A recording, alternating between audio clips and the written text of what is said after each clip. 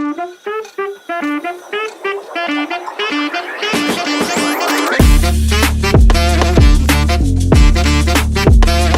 ito na yung ano natin, update. 12 volts water pump.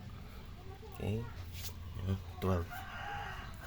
So nilagyan ko na siya ng low pressure switch. Ito.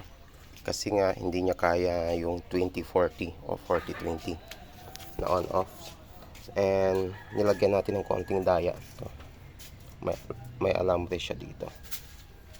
Kasi hindi pa rin niya kaya yung 1 cm kilogram. Okay. So hanggang ano lang ang kaya nito, hanggang 12, 14, almost 14 psi. Okay, so try na natin. Ito na rin yung mga ginamit. Naglagay tayo ng check bulb bago mag-gripo, para pag sira yung ito is hindi dito siya kukuha ng tubig. And T, and 1 1/4 size, 1 1/4, and check bulb ulit 1/2. Okay. Naglagay din natin tayo dito. Ito yung papunta ng bahay. Ito din yung pang drain natin, kasi sira yung drain sa silong. So try na natin.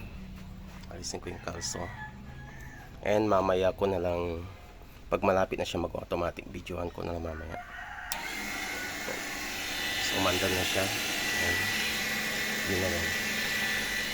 Off natin na. Yun.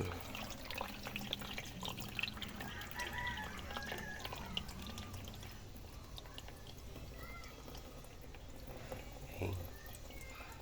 So on natin ulit. Yan.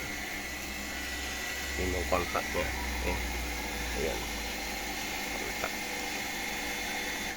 Oh. So isara muna natin to, and pagkargahan na natin yung tangke. Pag malapit na siya ma-full,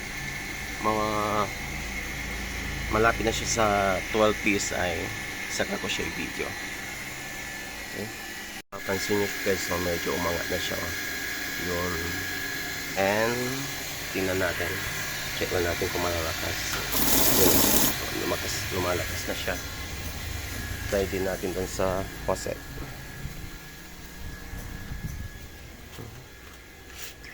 Ay, pinatay ko pala yung ano, yung papuntang bahay. Try natin. Ayun, lumakas na rin siyang konti. So, off muna natin ulit ito. And antayin na lang tayo mag-automatic siya sa may 12 to 14 psi. Okay. Malapit na siyang umangat. Hindi ko na ito ikakat para matesting natin. Antayin na lang natin.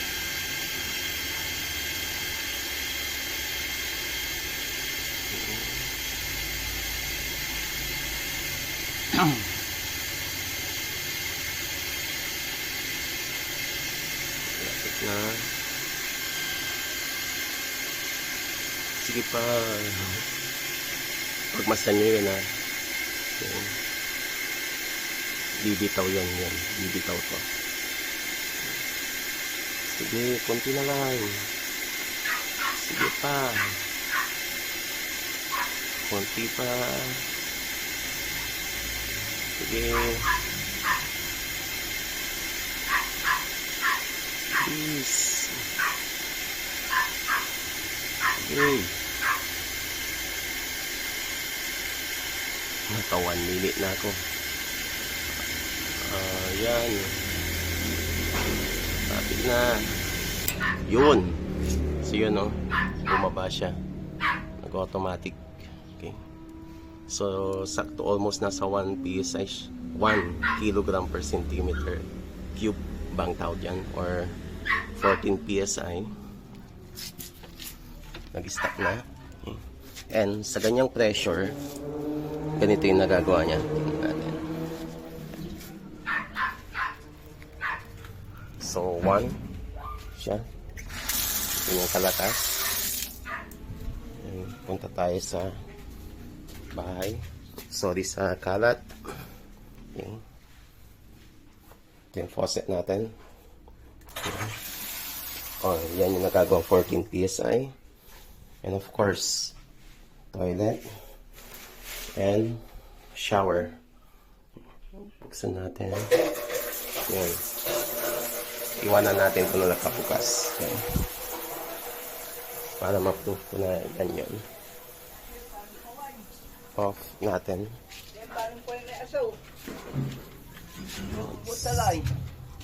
What the crystal?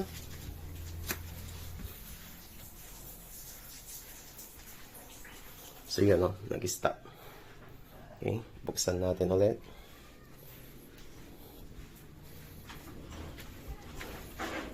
Okay. Sabay na natin dito. Buksan natin.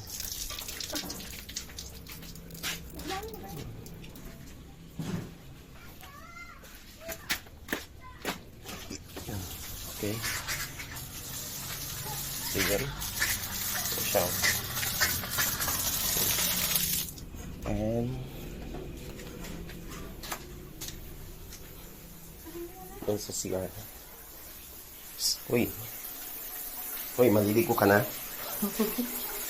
Yan. So, off natin. So, yun. May mga repairs lang tayo, kaya makalat. Pati yun ang ref. Kasi technician tayo. So, yun. And ito ay nag-on ulit siya pag nandito na siya sa around 10, 5, sa around mga 5 PSI. Okay. Mag-on siya ulit. So, automatic na to. Yan. So, okay na. Or sagadin na natin yung video.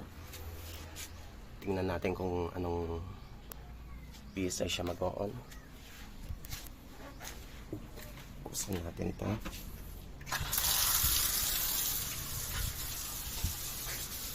And ito na rin.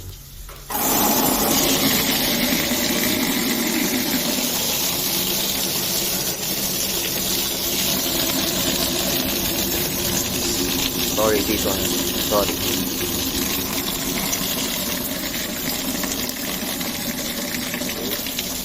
Kaya natin mo pa. Yun.